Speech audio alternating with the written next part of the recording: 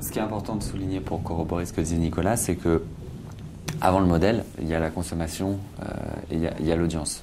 C'est déjà un premier point positif, puisqu'ici on fait tous le pari de fabriquer des contenus en se disant on va réussir à faire de l'audience, puis après en se disant mais peut-être que cette audience on va réussir à la monétiser. Donc pour l'instant les deux premières parties du pari sont gagnées. Il y a une vraie implication et un vrai phénomène de la consommation de l'information sur Internet depuis 2 ans. Le mois de juin, puisqu'on parlait du mois de juin tout à l'heure, a été exceptionnel dans ce domaine-là, avec des statistiques d'audience record pour les sites d'information. Figaro.fr, qui est maintenant le premier site d'info depuis plus d'1 an, a eu 6 700 000 visiteurs uniques.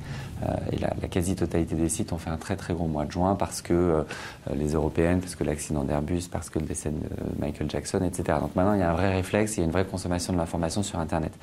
Avec les sites communautaires, la catégorie information est celle qui aura le plus progressé depuis 12 mois sur Nielsen. Donc les Françaises internautes ont pris le réflexe d'aller s'informer.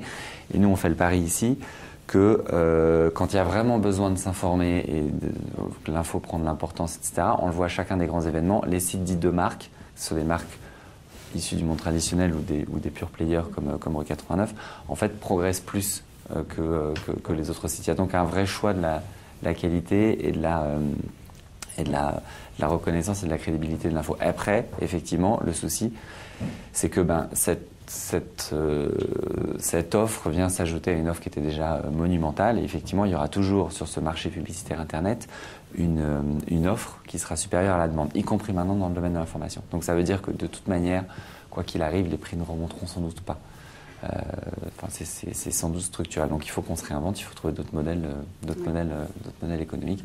Et l'idée de faire payer l'internaute au final, évidemment, en est une. Parmi d'autres que chacun essaye d'explorer à sa manière, alors de façon plus ou moins préparée sans doute, mais voilà, je pense qu'il y a quand même des choses à tester dans le domaine.